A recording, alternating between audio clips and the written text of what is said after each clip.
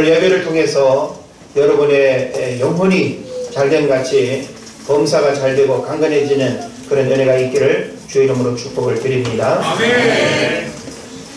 우리나라 해녀들은 수심 20m 이내에서 약 3분에서 5분 정도 숨을 참을 수 있다고 합니다.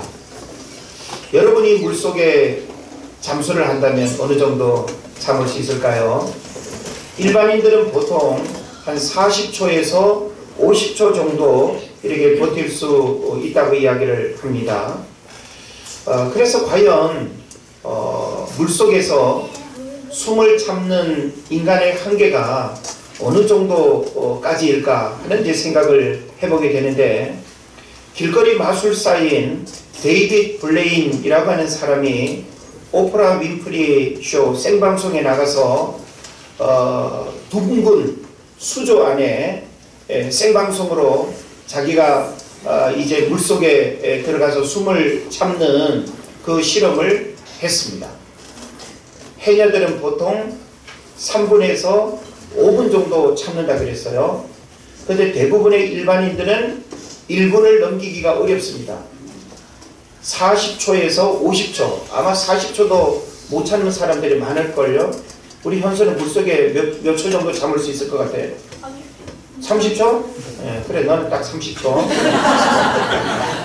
믿음대로. 네. 자, 근데 놀라지 마십시오. 이 데이빗 블레인이라고 하는 사람이 그 생방송에서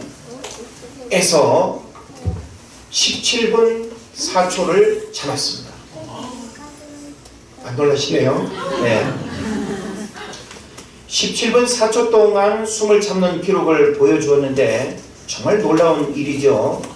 그래서 우리는 이와 같은 이제 상황을 이렇게 목격하면서, 야, 저 사람은 좀 신체 구조가 우리와 뭔가 좀 다른 사람인가 하는 생각을 아마 하게 되고요.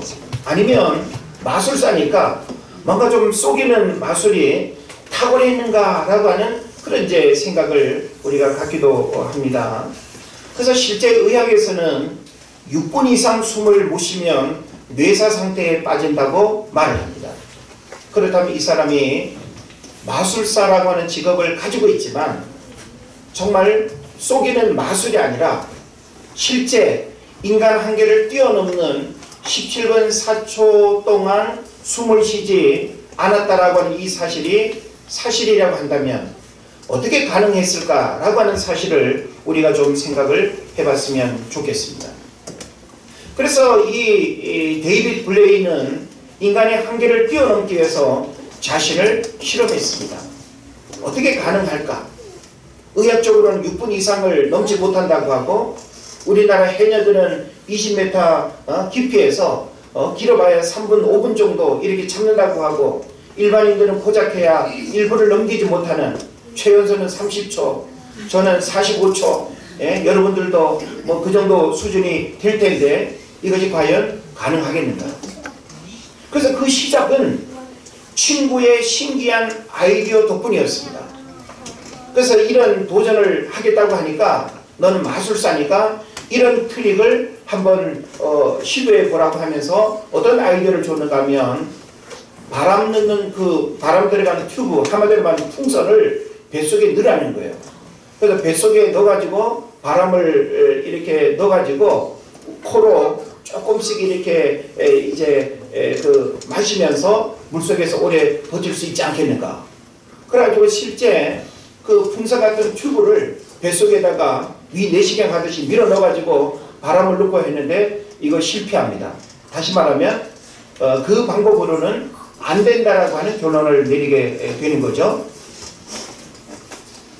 그런데 그 이후에 이 데이빗이 진짜 훈련이 시작이 되고 온갖 방법을 동원해서 약 2년 동안 훈련을 하고 마침내 이제 이 오프라 윈프리 쇼에서 성공을 하게 되는 겁니다.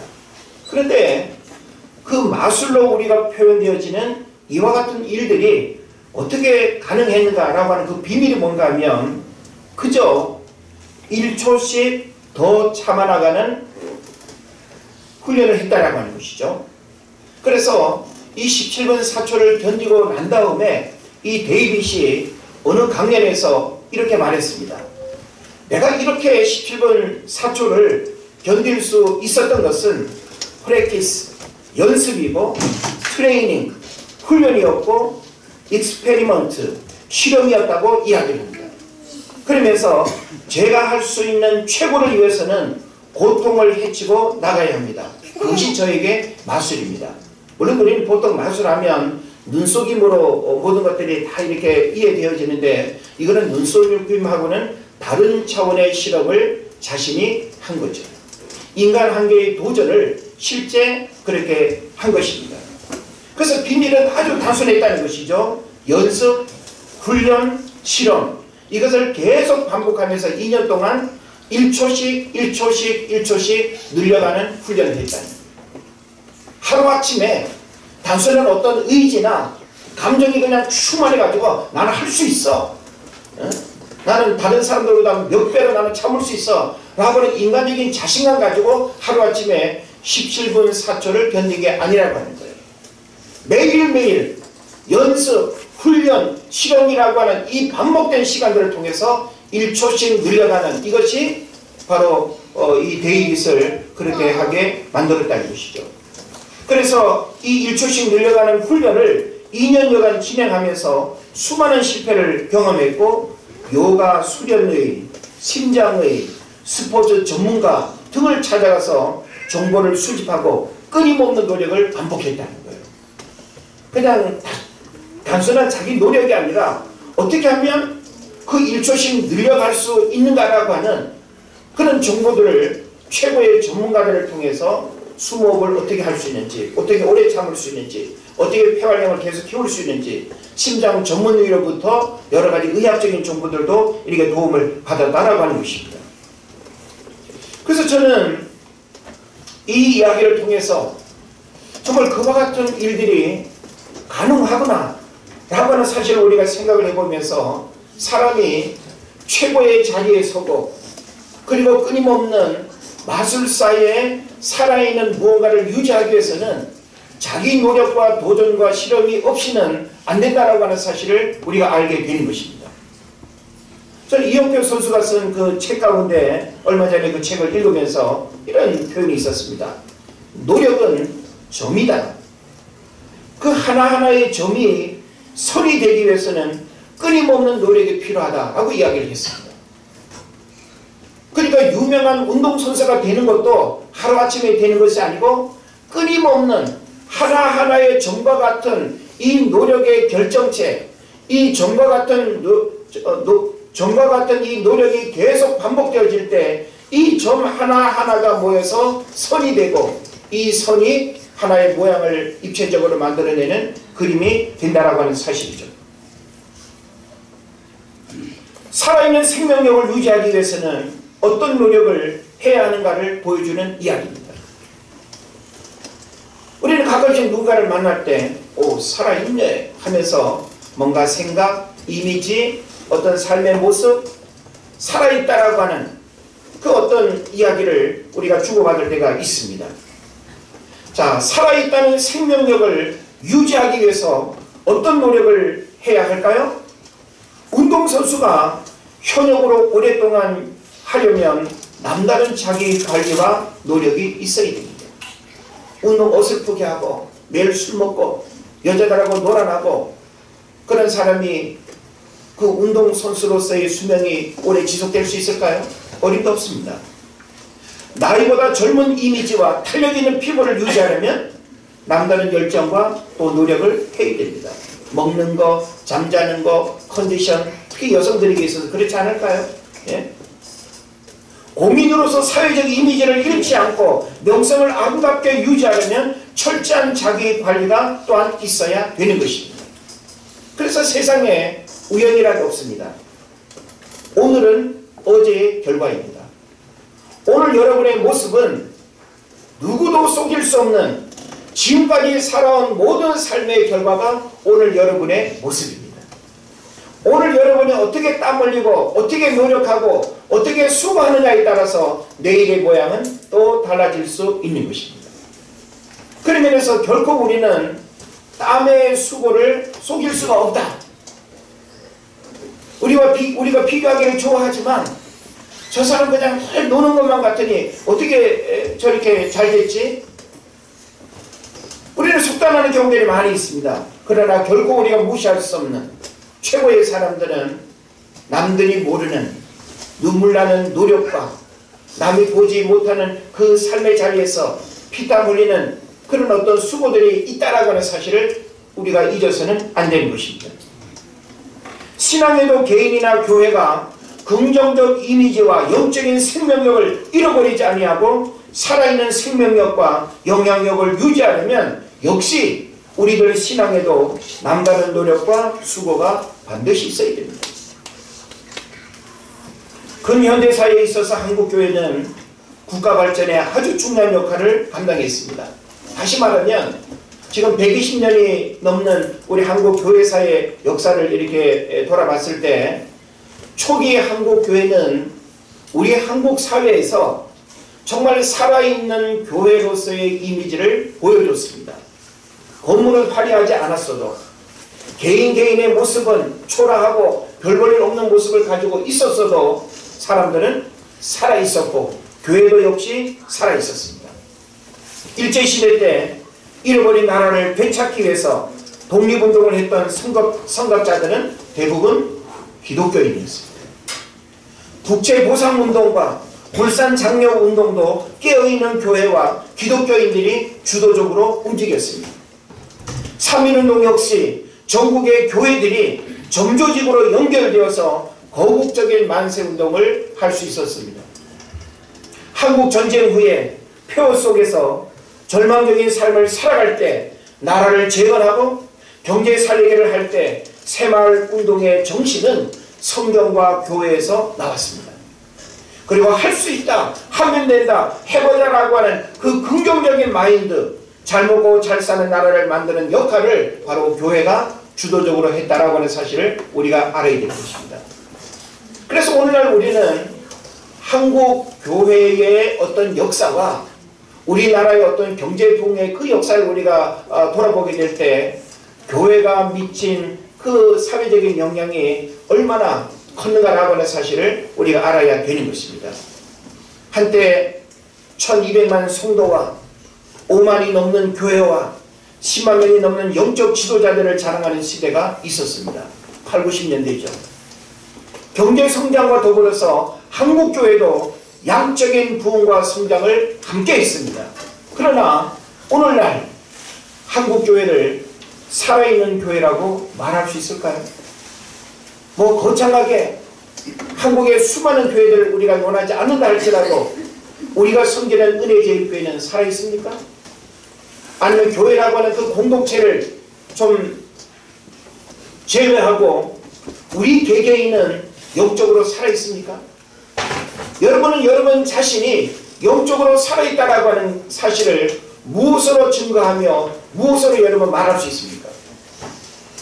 오늘 우리는 이 본문의 말씀을 통해서 사대교회를 향해서 하시는 그 주님의 준엄한 말씀을 우리가 들을 수 있어야 되는 것입니다. 뭐라고 주님이 말씀하셨죠? 살아있으나 죽은 자로다. 오늘날 교회와 오늘날 예수 믿어 구원받고 복받겠다고 생각하는 수많은 사람들이 교회 안에 물밀듯이 들어오고 나가고 하는데 과연 여러분들이 주님으로부터 어떤 평가를 받을 수 있을려는지,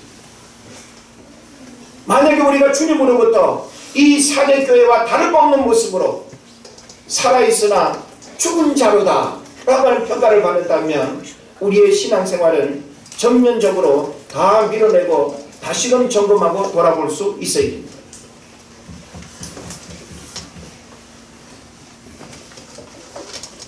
세속주의와 물질만능주의, 다원주의와 혼합주의, 기복신앙과 번영신학이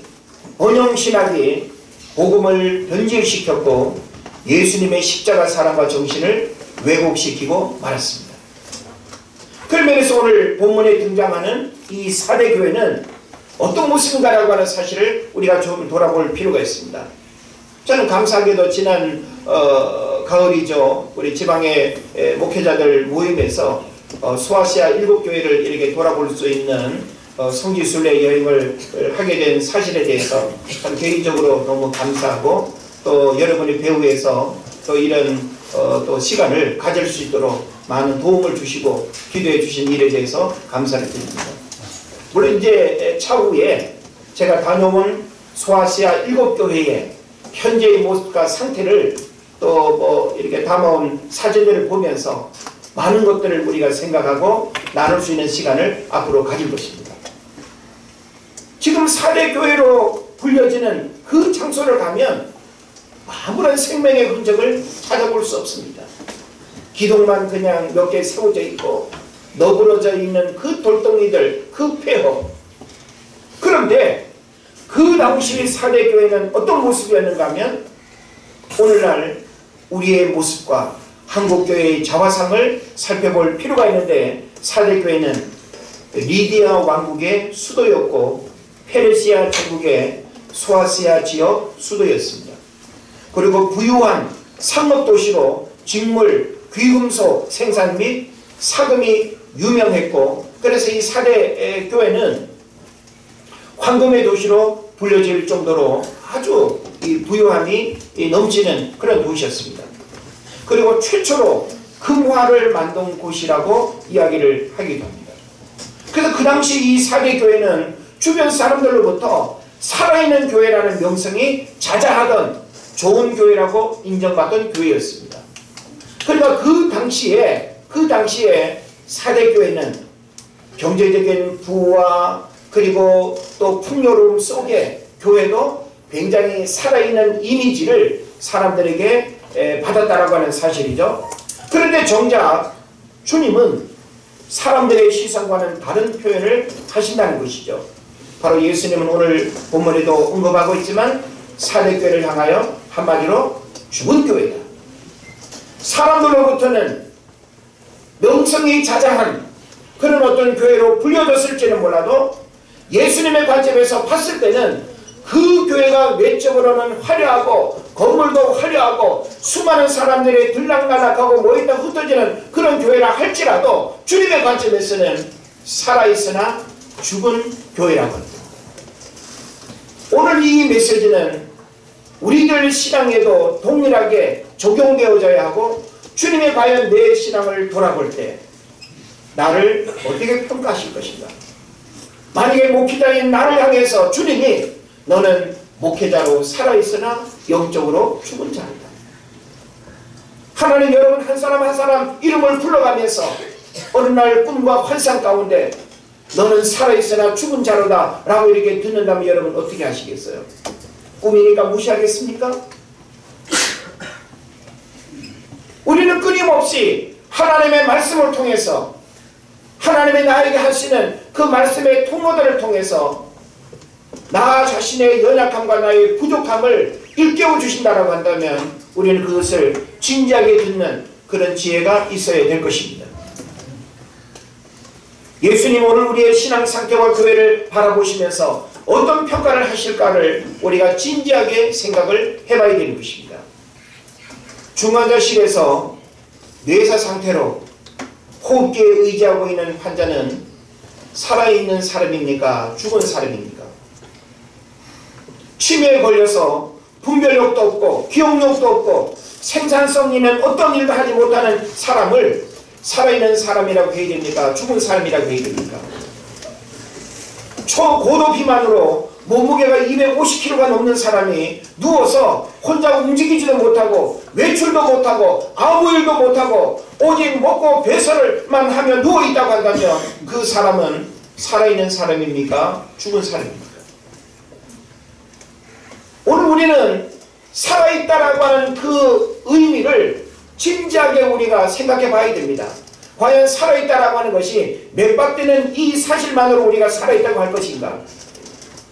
내가 매일 학교 가고 직장 다니고 움직일 수 있으니 그 사실만으로 그냥 살아있다고 말할 수 있는 것인가? 오늘 우리는 육체의 생명을 고민해야 될 뿐만 아니라 영적인 생명체로서의 우리의 영적인 상태를 진지하게 돌아볼 수 있어야 되는 것입니다. 우리는 몸이 살아있으면 누군가를 만나고 동서남북 돌아다니면서 먹고 마시고 무슨 일이든지 다 할 수 있습니다. 그런데 그 사람이 정작 자신의 본분을 잃어버리고 가정주부의 역할을 감당하지 아니하고 공부하는 학생으로서의 그 본분을 망각하고 직장생활해야 하는 그 직장을 터부시한다고 한다면 그 사람을 살아있는 삶이라고 말할 수 있습니까? 아닙니다. 우리의 신앙도 역시 마찬가지예요. 우리의 신앙도 여러분이 직분받았다고 살아있다는 증거가 아닙니다. 여러분이 지금 교회 와서 예배드리고 있다고 살아있다는 증거가 아닙니다. 살아있는 자의 눈빛과 표정과 삶이 달라야 됩니다.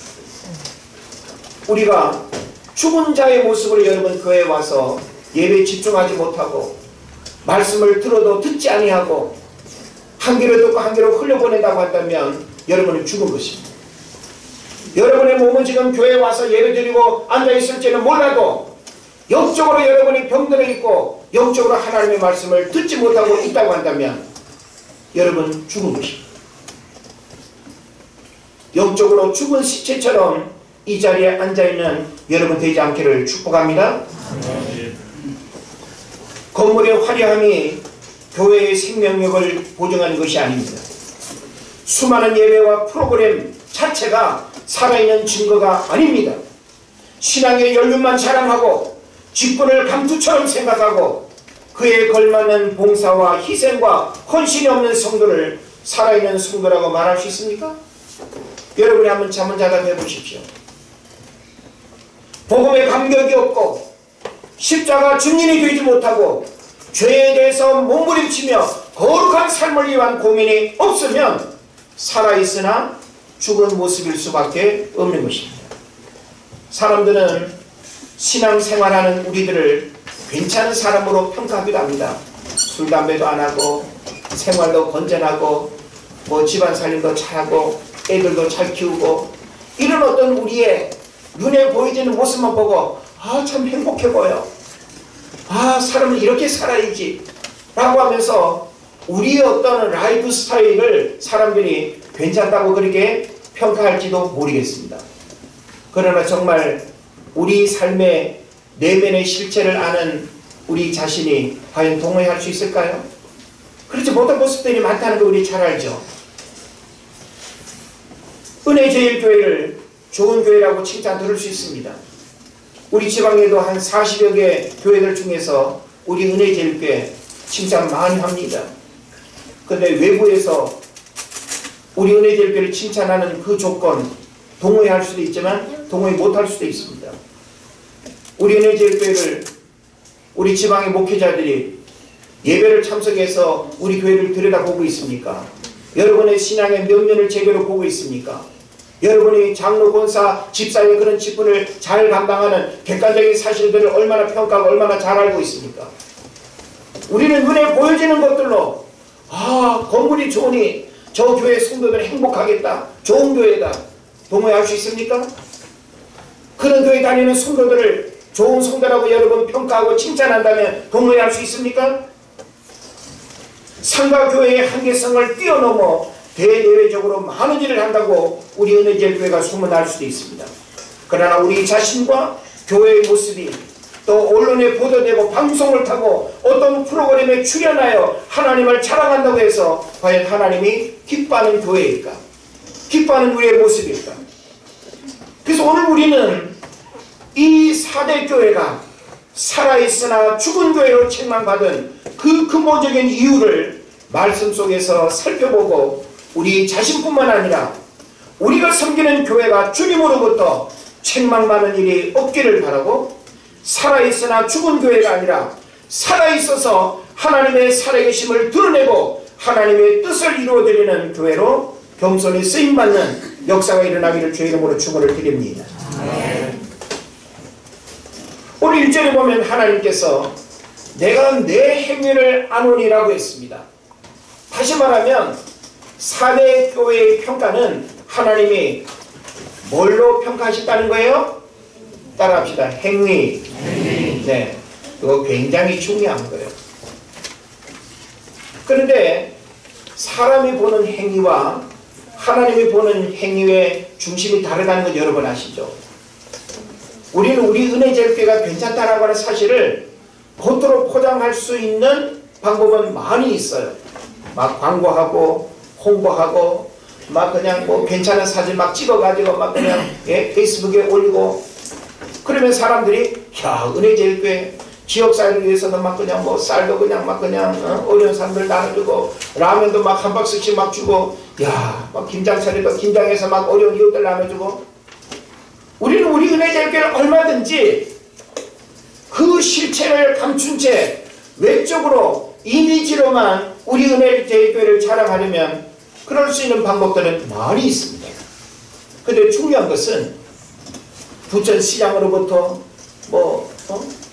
상을 받았다 칩시다. 언론에서 부천 원종동에 있는 은혜제일교회가 정말 상가교회인데도 불구하고 참 훌륭한 교회더라 칭찬받을 수 있습니다. 근데 중요한 것은 사람의 평가가 아니라 주님의 평가라고 하는 사실이고, 주님이 우리의 신앙과 우리의 공동체를 평가하는 기준이 뭐냐? 바로 행위라고 하는 것입니다. 따라합시다. 행위. 예. 내가 내 행위를 안다 그랬어요. 예? 사람들이 보고 아는 것과 달리 오직 주님만이 꿰뚫어보는 그 안목이 있으시다는 거예요. 저는 여러분을 사실은 평가하기 어렵습니다. 예배 때 지금 여러분이 저에게 보여주는 이 이미지로 제가 괜찮다라고 말한다면 여러분 아마 속으로 웃으시겠죠. 아, 그렇지 않은데, 나 집에서는 다른 모습인데, 나 혼자 있을 때는 다른 모습인데, 그럴 분들 많을 거예요. 중요한 것은 사람의 눈은 얼마든지 속일 수 있다는 거예요.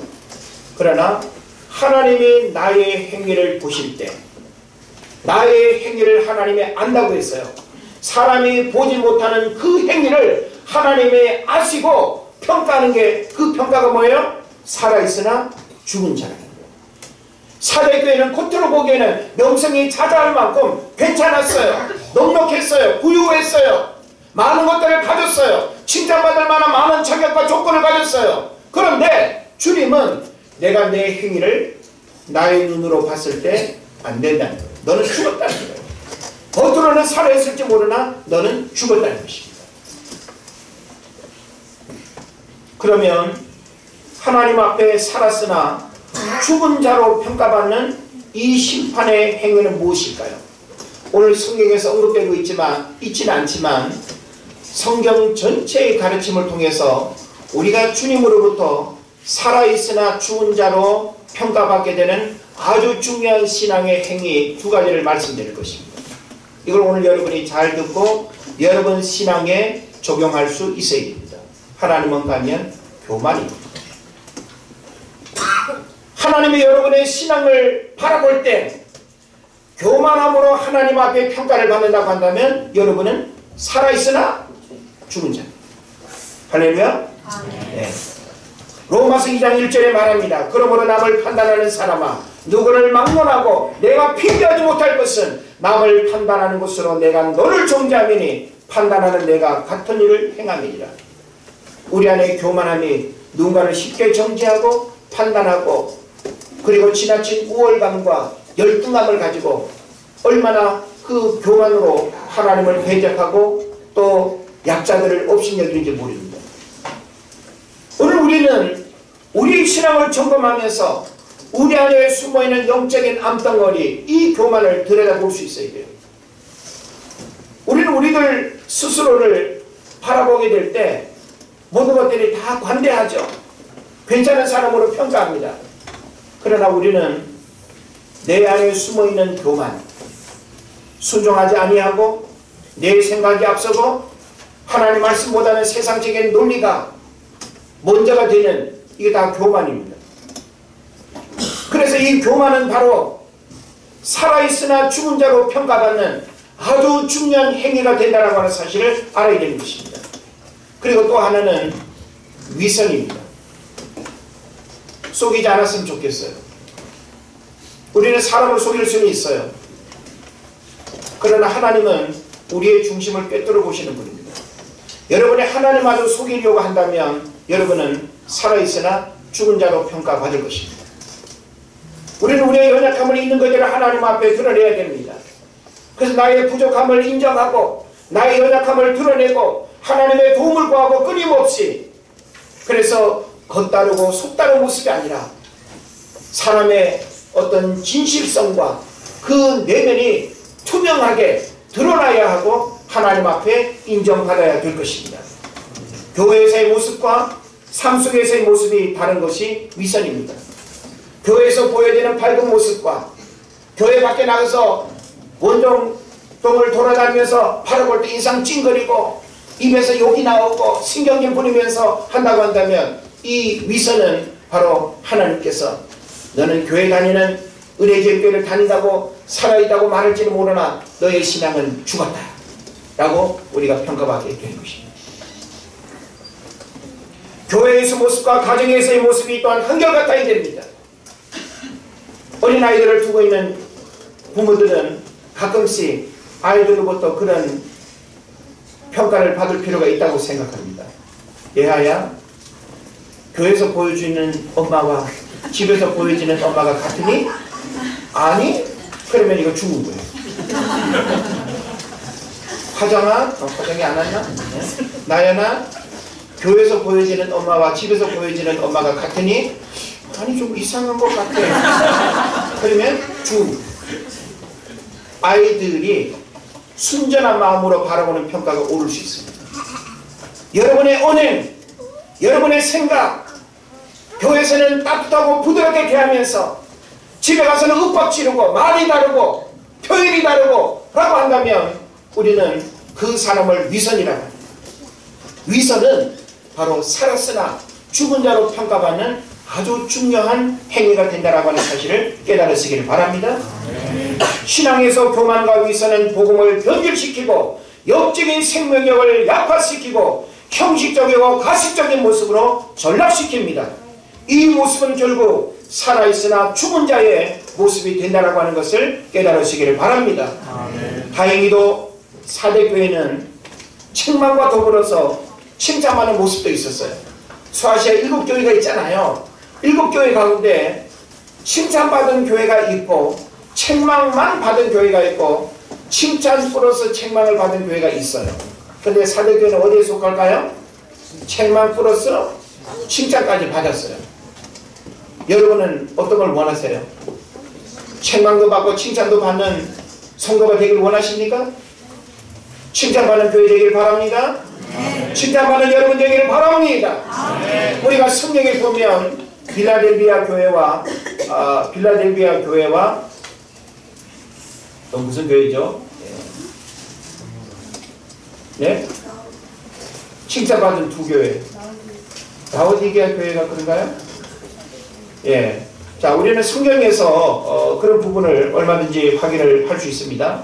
자, 그런데 지금 이 사대교회는 칭찬과 책망을 받은 교회로 우리가 이해를 해야 되는데, 지금 여기 성경을 보게 되면 살아있는 모습으로 죽은 자의 모습을 살아있는 모습으로 회복시키고 살아있는 모습을 유지시키는 유일한 비결이 오늘 성경에 언급되고 있습니다.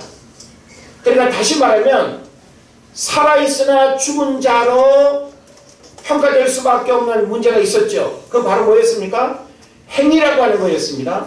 근데 칭찬받은 이제 부분을 우리가 살펴보게 되는데 4절에 보면 옷을 더럽히지 아니한 자 몇 명이 있다라고 이렇게 기록하고 있습니다. 옷을 더럽히지 않았다. 여기서 옷은 여러분 이 옷을 말하는 거 아닙니다. 여기서 옷이라고 하는 것은 예수 그리스도를 의미하는 거예요. 내가 예수 그리스도를 믿는다라고 하는 그 예수의 이름을 먹칠하지 않고 예수님의 이름을 부끄럽게 하지 아니하고 이게 바로 옷을 더럽히지 않는 거예요. 이것은 굉장히 중요한 가르침인 것입니다. 그래서 생명책에 기록되는 비결이 있는데 이기는 자의 삶을 살아야 하고 흰옷을 입는 것을 의미하는데 영적 순결을 잃어버리지 않는 것을 의미하는 것입니다. 그래서 살아있으나 죽은 자의 모습을 회복할 수 있는 비결은 옷을 더럽히지 아니하고 흰옷을 입는, 그래서 흰옷이라고 하는 것은 영적 순결이죠. 예수 그리스도로 내가 영적인 순결을 잃어버리지 아니하고 변질시키지 않고 그 순결한 신앙을 내가 가지고 살아간다고 한다면 우리의 이름이 생명책에 기록되는 그런 은혜가 있게 될 것입니다. 그러면 우리는 구원받은 영적 자녀의 신분을 망각하지 않아야 하고, 하나님께서 여러분에게 주신 그 직분에 부끄럽지 않아야 하고, 사명을 잃어버리지 아니하고 복음 앞에 순종하고 말씀대로 살아가려는 영적 몸부림이 있는 사람이 옷을 더럽히지 않는 진정으로 살아있는 자의 모습이 되는 것입니다. 네. 그래서 우리가 이 땅은 죄성으로 가득 차 있는 그런 세상을 살아가요. 그렇기 때문에 우리가 하나님의 말씀대로 살아가려는 진지한 고민과 영적인 몸부림이 없으면 이 사람 만나 더러워지고 저 사람 만나 더러워지고 수많은 어떤 유혹을 통해서 예수 그리스도로 옷 입고 있는 우리의 외적인 삶이 찢어지고 더러워지고 오염되는 거예요. 그러므로 여러분, 그리스도인으로 살아간다는 것은 먹을 것, 입을 것, 모든 것들을 구별해야 되는 것입니다. 그래서 시편 1편을 보면 복 있는 사람은 악인의 꾀를 쫓지 아니할 뿐만 아니라 어떻게 한다 그랬어요? 예? 오만한 자의 자리에 앉지도 아니하고, 그죠? 그러니까 우리가 복 있는 사람으로 살아가는 은혜를 원한다면 우리는 구별된 삶을 끊임없이 선택할 수 있어야 돼요. 내가 이 사람을 만나서 내 신앙이 타락하고 변질될 수 있다고 한다면 만남의 거리를 둘 수 있어야 됩니다. 미워하라는 거 아닙니다. 우리는 누구를 미워하고 사랑하는 그 관계를 이해할 것이 아니라 가까이 할 건가 멀리 할 건가, 이 거리 두기를 할 수 있어야 돼요. 가까이 해야 할 사람은 여러분 가까이 해야 됩니다. 믿음의 사람은 가까이 해야 됩니다. 그러나 불신앙의 사람은 거리를 두는 게 필요합니다. 물론 불신앙의 사람도 필요에 따라 우리가 만남이 필요하니까 만남은 있어야 되죠. 미워해야 될 사람은 아닙니다. 그러나 거리 두기가 반드시 우리에게 있어야 됩니다. 말씀을 마칩니다.